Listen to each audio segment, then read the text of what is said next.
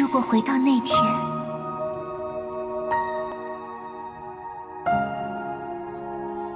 我半生坎坷，却多不由我。你跟我走吧。去哪儿？去哪无所谓，天涯海角。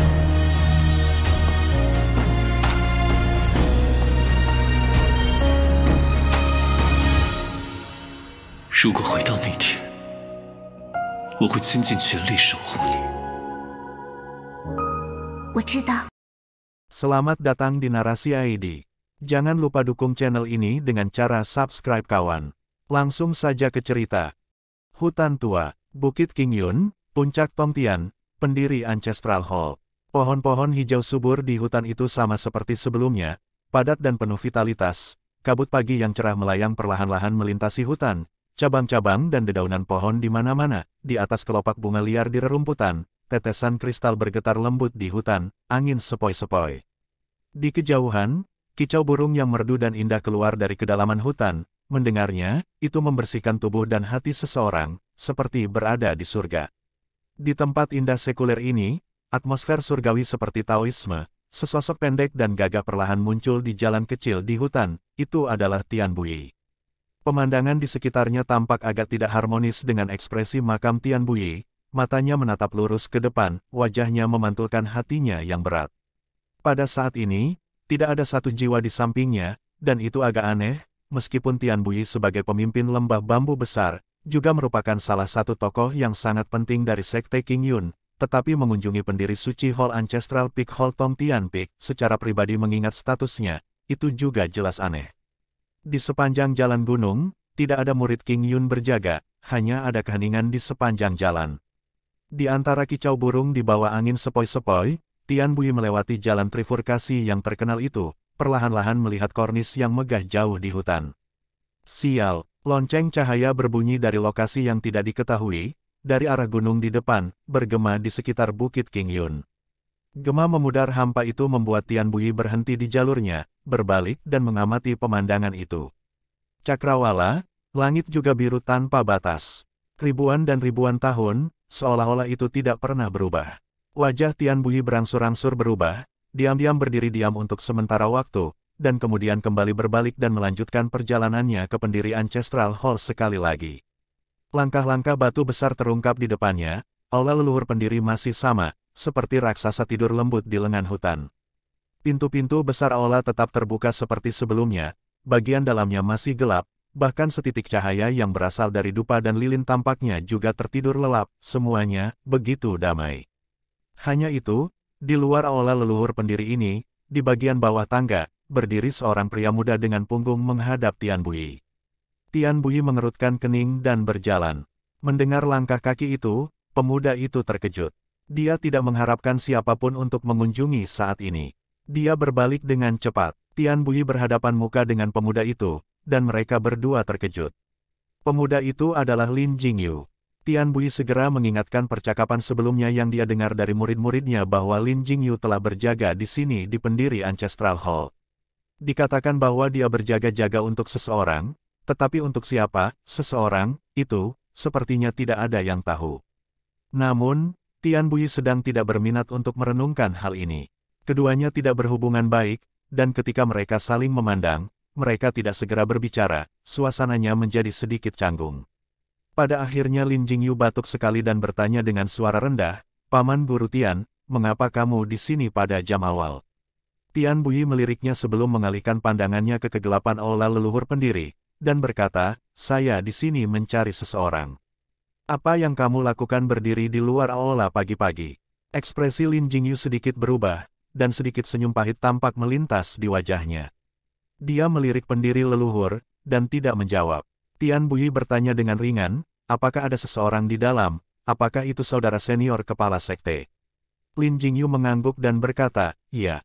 Paman kepala sekte guru ada di aula utama, dia memerintahkan saya untuk menunggu di luar, tanpa panggilannya, tidak seorang murid Tongtian Peak diizinkan masuk." Tian Buyi mendengus dan bertanya dengan dingin, "Aku ingat kamu masih murid cabang Longzhou Valley, mengapa kamu datang ke Tongtian Peak di sini dan bukannya merawat cabang untuk saudara senior Daoxuan?" Lin Jingyu memutih, kepalanya menunduk dan tidak berbicara. Tian Buyi mengabaikannya, mengangkat kakinya dan melangkah, menaiki tangga. Lin Jingyu terkejut, bergegas maju dan berkata, "Paman Guru Tian, apa yang kamu lakukan?" Tian Buyi berkata dengan acuh tak acuh, "Saya datang ke sini, tentu saja untuk masuk. Saya ingin mendiskusikan beberapa hal dengan kakak sekte kepala sekte." Lin Jingyu mengerutkan kening dan berkata, "Paman Guru Tian, Paman kepala sekte mengatakan bahwa dia tidak ingin melihat siapapun, tanpa izinnya, tidak ada orang dari Tong Tian Peak. Saya bukan murid puncak Tong Tian." Tian Buyi menyela Lin Jingyu dengan dingin. Lin Jingyu berhenti, sejenak terdiam oleh Tian Buyi. Tian Buyi tidak mengatakan apa-apa lagi, berjalan menaiki tangga batu dan menuju aula. Lin Jingyu tersentak, seolah-olah dia masih ingin memblokir Tian Buyi tapi kemudian dia berhenti, menatap sosok pendek dan gagah itu, matanya berkilauan. Melangkah melewati ambang pintu yang tinggi, aroma samar cendana menyelimuti, bayang-bayang besar dari jauh di dalam aula keluar, dengan ringan menghalangi cahaya terang dari memasuki pendopo Ancestral Hall. Tian Buyi berdiri di tempat sesaat sebelum berjalan perlahan ke kedalaman aula. Langkah kakinya tidak tergesa-gesa, ekspresinya perlahan berubah. Pilar-pilar dicat merah besar tersebar di seluruh aula, mendukung bangunan megah.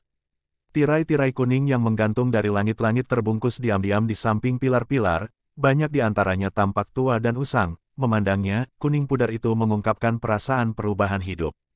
Seolah-olah masa lalu dibekukan di sini. Aula itu sangat sunyi, hampir tidak ada suara kecuali langkah kaki Tian Buyi bergema ke dalam bayangan. Di belakang meja altar besar di kejauhan, banyak bintik cahaya dari lilin menyala diam-diam, seperti banyak mata aneh dan misterius menyaksikan sosok berjalan di bayang-bayang aula. Berbalik melewati pilar paling tebal di aula, berjalan melewati spanduk kuning yang menggantung, Tian Buyi akhirnya berhenti. Ada ruang terbuka di depannya, dengan 3 baris sajadah di tanah, setiap baris 7 tikar, di tikar tengah baris pertama, seorang tokoh yang akrab duduk, tak bergerak. Di depan tikar, meja altar besar berdiri dengan sebaran persembahan buah-buahan. Di tengah, pot dupa besar, anehnya, hanya ada 3 dupa, asap mereka naik dalam spiral lambat. Melalui asap yang mengelilingi meja, dalam kegelapan pekat di belakang meja, tablet spiritual yang tak terhitung jumlahnya dapat terlihat secara samar-samar, yang masing-masing tampaknya memiliki tulisan, ditulis dengan benar pada tablet dalam bayang-bayang. Ekspresi Tian Buyi, perlahan menjadi berat dengan jejak rasa hormat, menghadap nenek moyang sekte King Yun. Matanya pertama-tama beristirahat sejenak pada sosok yang dulu akrab itu, dan kemudian diam-diam berjalan. Tubuh pendeta Dao Xuan sedikit bergerak, tetapi tidak melihat ke belakang. Tian Buyi perlahan berjalan ke meja altar, melihat banyak tablet yang diselimuti bayang-bayang, terhirup dalam-dalam, dan kemudian dari paket dupa di sebelah pembakar dupa, mengeluarkan 3 dupa tipis, dengan hati-hati menyalakannya dari lilin di samping. Melangkah kembali, berdiri 3 ci di depan altar, dengan hormat memegang kemenyan dan membungkuk 3 kali. Di mana pendeta Dao Xuan duduk, hanya 6 ci dari altar, tapi cahaya redup di depan. Sepertinya tidak dapat menerangi di mana dia berada. Dalam bayang-bayang suram, dia perlahan-lahan mendongak, sosok Tian Buyi, berdiri kembali menghadapnya. Dalam kegelapan itu, tiba-tiba, seperti api hantu di dunia bawah, melompat, 2 kilau terang langsung bersinar. Dan hampir pada saat yang sama, seperti hantu tak terlihat yang menyapu aula, semua kemenyan dan lilin, selain yang Tian Buyi, semuanya cerah. Tian Buyi sekarang telah menyelesaikan doanya, melangkah maju dan akan memasukkan tongkat ke dalam kompor tetapi tubuhnya tiba-tiba berhenti, bahkan tangan yang memegang dupa, juga berhenti di udara. Di dalam aula, langsung jatuh ke dalam keheningan yang mati, 2 sosok, satu berdiri satu duduk, seolah beku, tak bergerak. Tirai kuning yang jauh, untuk beberapa alasan, seolah angin bertiup melewati aula, dengan lembut berkibar beberapa kali, dan perlahan-lahan berhenti. Di luar aula, Lin Jingyu mengerutkan kening dan merenung tetapi tiba-tiba merasakan sesuatu, tiba-tiba mendongak, memandang ke aula yang sunyi dan redup, kejutan tipis di wajahnya. Dalam kebingungan, aula yang tertidur, seperti binatang buas aneh yang terbangun, dengan dingin membuka matanya. Dan untuk jangka waktu yang tidak diketahui, hantu misterius menembak di mata pendeta Dao Xuan tiba-tiba menghilang, muncul dan menghilang tiba-tiba. Mengikuti dengan mana mata perlahan-lahan tertutup, atmosfer jahat segera juga mereda, api di sekitarnya, secara bertahap kehilangan kecerahan mereka, melanjutkan lampu redup aslinya. Dupa di tangan Tian Bui terus membakar dengan asapnya naik dalam bentuk spiral, 3 dupa tipis menyala samar-samar terlihat dalam gelap. Hanya saja ketika tongkat tipis bergetar, abu putih seperti kapas putih jatuh dengan lembut ke tangan Tian Bui. Tian Bui tampak acuh tak acuh, melirik dingin pada abu di punggung tangannya, berdiri diam sejenak, menjabat tangannya dengan lembut untuk menyingkirkan abu, dan kemudian melangkah maju, dengan hormat memasukkan 3 dupa ke dalam pembakar dupa. Ke-6 batang dupa wangi, dibakar di pembakar dupa pada saat yang sama, asap ringan melayang lembut, naik dalam spiral lambat. Tian Bui tidak mengatakan apa-apa, membungkuk 3 kali menghadap tablet peringatan, memberikan penghormatan dan kemudian, dia berbalik perlahan untuk menghadapi sosok yang duduk tegak di atas sajadah. Pendeta kakak senior Daoxuan, dia menatap dalam-dalam pada pria itu, karena suatu alasan, matanya terkejut, sedih dan sedih tidak jelas, berkata perlahan, kita bertemu lagi. Sebagian besar wajah pendeta Daoxuan diselimuti kegelapan dan tidak jelas. Namun atas kata-kata Tian Bui, dia tampaknya telah menutup telinga dan tidak bereaksi, masih duduk diam. Tian Bui berdiri di sana dan memandangnya sebentar, tidak mengatakan apa-apa, tetapi ekspresinya berubah semakin berat. Sudut mulutnya berkedut, dia melangkah, menuju kamar pendeta Daoxuan, di sajadah kurang dari 3 ci jauhnya dan juga duduk. Di aula, diam, perbatasan selatan, 10.000 gunung besar, puncak gunung yang terbakar hitam. Sepanjang perjalanan, ratapan hantu yang menyeramkan menjadi semakin menakutkan.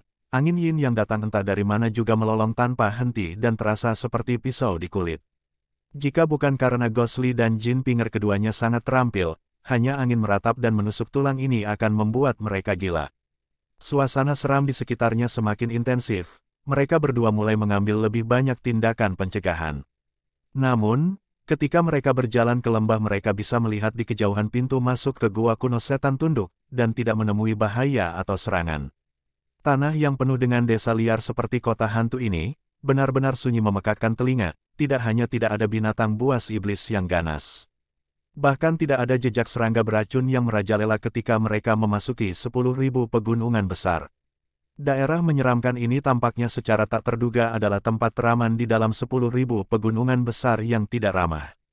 Hantu Li dan Jin Pinger berdiri di atas sebuah bukit kecil, mengamati ke kejauhan gua kuno itu. Dengan jelas mereka bisa melihat, patung batu itu didirikan di luar pintu masuk. Mereka berdua memiliki alis yang terjepit, mereka akhirnya tiba, tetapi ketenangan membuat mereka lebih khawatir. Jin Pinger menunjuk ke arah gua dan berkata, itu adalah gua kuno iblis tundukan.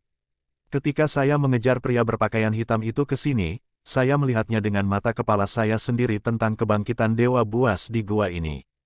Ghostly mengangguk sedikit, lalu melihat sekeliling gua, tetapi kecuali lubang gelap yang tak berdasar, tidak ada apa-apa selain tebing curam dan bebatuan liar yang aneh, dan beberapa zang tinggi di atas pintu masuk, dengan erat menempel pada dinding batu, ada lapisan tebal awan hitam, perlahan-lahan melayang di udara seperti awan air. Melihat warna hitam pekat itu, jelas tanpa bertanya, itu pasti sangat beracun. Melihat sekilas, tidak ada tempat orang biasa bisa pergi, itu adalah jebakan mati. Menarik pandangannya ke belakang, Ghostly bergumam pada dirinya sendiri sejenak sebelum berkata, haruskah kita masuk? Jin Pinger sedikit ragu-ragu sejenak, tetapi pada akhirnya dia menganggukkan kepalanya dan berkata, lupakan saja, kita sudah datang jauh-jauh ke sini, bagaimana kita bisa mundur, ayo pergi. Ghostly meliriknya, dan melihat Jin Pinger tampak agak aneh dan sedikit pucat. Jelas bahwa dia memiliki kekhawatiran tentang gua misterius itu. Bahkan, dia tidak sendirian. Bahkan monyet Xiao Hui di bahu Ghostly tampak sangat tenang, temperamennya yang biasa hilang. Seolah-olah dia merasakannya, Jin Pinger menoleh ke arah Ghostly dan tiba-tiba tersenyum, memperlihatkan gigi putih yang indah, dan berkata, aku baik-baik saja, ayo pergi. Ghostly mengangguk, dan masuk terlebih dahulu. Jin Pinger mengikuti di belakang, terus menuju gua kuno iblis yang tunduk itu. Suara langkah kaki yang berderak di bebatuan hitam yang hangus hilang dalam angin yin yang bersiul tak henti-hentinya. Ketika mereka semakin dekat ke gua kuno, angin dingin yang menggigit menjadi lebih kuat, hawa dingin yang mengerikan di angin, menjadi lebih dingin. Pada saat ini, mereka berdua telah menemukan bahwa tulang yin yang dingin bertiup di daratan berasal dari gua kuno itu. Ketika mereka semakin dekat ke gua, cahaya di sekitarnya tampak berangsur-angsur redup, dan semakin banyak cahaya yang terhalang oleh awan hitam di atas gua kuno iblis yang tunduk, seolah-olah tempat ini tidak mengizinkan cahaya untuk masuk. Dan patung batu tua yang berdiri di pintu masuk gua, menghadap ke kedalaman gua, akhirnya menjadi berbeda di mata mereka. Meskipun ini bukan jalan yang sangat panjang, tetapi bagi mereka berdua sepertinya mereka sudah berjalan lama. Ketika mereka akhirnya berdiri di pintu masuk gua kuno iblis tundukan, langit telah berubah sepenuhnya gelap, dan sinar matahari yang hangat menyinari mereka telah menghilang di atas awan hitam. Ghostly berbalik perlahan ke pintu masuk, berdiri di depan patung batu mirip seorang wanita. Cahaya gelap menyinari tubuhnya, angin dan salju selama ribuan dan ribuan tahun terakhir, perlahan-lahan memakai lapisan awal yang lembut dan indah itu, menjadi kasar, pada waktu yang membawa perubahan besar pada dunia. Berapa banyak mata, yang dulunya seperti ini menyaksikan wajah Anda dengan tenang. Waktu bergerak maju seperti air deras di sungai yang panjang, tidak pernah berhenti untuk apapun, emosi pertama, ingatan pertama, potongan-potongan dan jejak yang tak terhitung jumlahnya yang begitu terukir dalam hatimu, ternyata, pada akhirnya itu masih akan dilupakan oleh manusia. Hanya menyisakan sedikit saja jejak sang legenda, setelah berlalunya waktu, disebutkan secara sembarangan oleh generasi selanjutnya. Kecantikan yang dulu Anda miliki, mantan pahlawan yang pernah Anda lakukan, sebelum waktu, berubah menjadi abu. Angin dingin berhembus melewati pakaian dan ke tubuh, tatapan dalam ribuan dan ribuan tahun ini, mungkin, pada akhirnya itu tidak bisa dibandingkan dengan sesaat penyesalan. Sebuah tangan yang lembut dengan lembut menepuk pundaknya, tangisan monyet Xiao Hui, Zizi, berdering di telinganya. Kaget, Ghostly tersentak dan mundur selangkah, lalu membentak waspada. Dia menyadari bahwa dia tidak sengaja kehilangan dirinya sendiri sambil menatap perempuan itu, patung. Dengan pemikiran itu, punggung Ghostly merasa seperti ditusuk dengan jarum, pikirannya heran.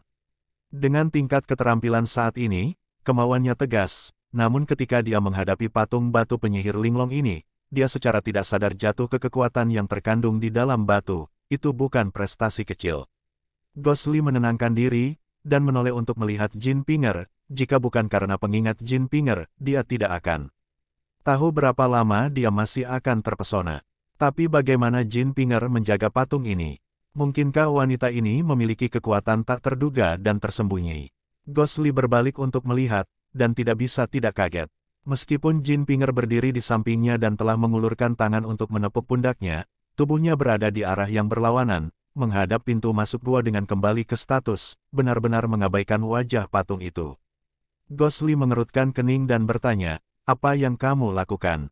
Jin Pinger tersenyum dan berkata, patung batu ini sangat kuat, bukankah sudah saya katakan sebelumnya? Ghostly mengerutkan kening lagi, mendengus dan mengambil napas dalam-dalam. Pada saat ini Xiao Hui yang berjongkok di bahunya tampaknya menjadi tidak sabar, ekornya berayun. Dia melompat dari bahu Ghostly tiba-tiba dan melompat ke patung, dan memanjat beberapa kali, akhirnya duduk di kepala patung batu. Wajah Ghostly berubah, dan dia berkata dengan tegas, Xiao Hui, kemarilah. Monyet itu memandangi Ghostly, menggaruk kepalanya dan Zizi, 2 kali, tetapi pada akhirnya melompat kembali ke bahu Ghostly. Jin Pinger berdiri di samping sambil tertawa, mengapa kamu membuat monyet itu ketakutan, dia hanya bermain-main. Jin Pinger pergi, heran, menatap ekspresi serius Ghostly, dia meluruskan pakaiannya dan dengan hormat membungkuk ke patung batu. Jin Pinger bertanya dengan heran, apa yang kamu lakukan sekarang? Ghostly tampak acuh tak acuh, tidak menjawab, hanya menatap dalam-dalam pada patung batu dan menangkupkan kedua tangannya, sebelum berbalik dan berkata dengan lembut, tidak ada, ayo masuk. Gua kuno yang dalam dan tenteram, hembusan angin yin, tepat di depan mereka. Jin Pinger mengikuti di belakang Ghostly, tatapannya pada monyet yang jelas bosan Xiao Hui, dan kemudian pada Ghostly dan berkata, mengapa kamu memberi hormat pada patung batu? Ghostly berhenti di langkahnya, dan kemudian melanjutkan berjalan. Dia berkata dengan tenang, sikap pendahulunya, meskipun sudah lama menghilang tetapi di hati orang-orang, selalu ada sesuatu yang patut dihormati. Jin Pinger mengerutkan kening, tidak benar-benar memahami teka-teki hantu Li dan akan bertanya lebih lanjut, tetapi hantu Li telah mendekati dekat pintu masuk. Jin Pinger cepat-cepat menyusul, mengerutkan kening, hei, aku berbicara denganmu. Kenapa kamu berjalan begitu cepat? Saya belum memberitahu Anda, ketika saya di sini terakhir kali, ada roh ganas. Meskipun kemungkinan besar itu akan dibunuh oleh Dewa Bis itu, tetapi pintu masuk gua ini kemungkinan besar. Mendengar ini, suara Jin Pinger tiba-tiba mati, dan pada saat yang sama, langkah kaki Ghostly berhenti. Mereka berdua berdiri beberapa ci dari pintu masuk gua kuno setan tunduk, menatap gua gelap yang menyeramkan. Kabut dingin putih perlahan-lahan muncul, dalam angin yin yang dingin dan kuat, itu tidak menunjukkan tanda-tanda menghilang. Ketika mereka menyaksikan bahwa kabut dingin putih semakin besar dan semakin besar, volumenya semakin besar, dan akhirnya terbentuk, sosok besar yang samar-samar terlihat dalam kabut dingin putih. Itu meraung, bergemuruh dan menyatu dengan siulan angin yin, menjadi lebih kuat, seperti dewa surgawi yang ganas. Jin Pinger menyaksikan kabut dingin putih, menghela nafas dan menggelengkan kepalanya. Baiklah, sekarang kamu melihatnya, ada roh ganas yang sangat kuat dan pemarah.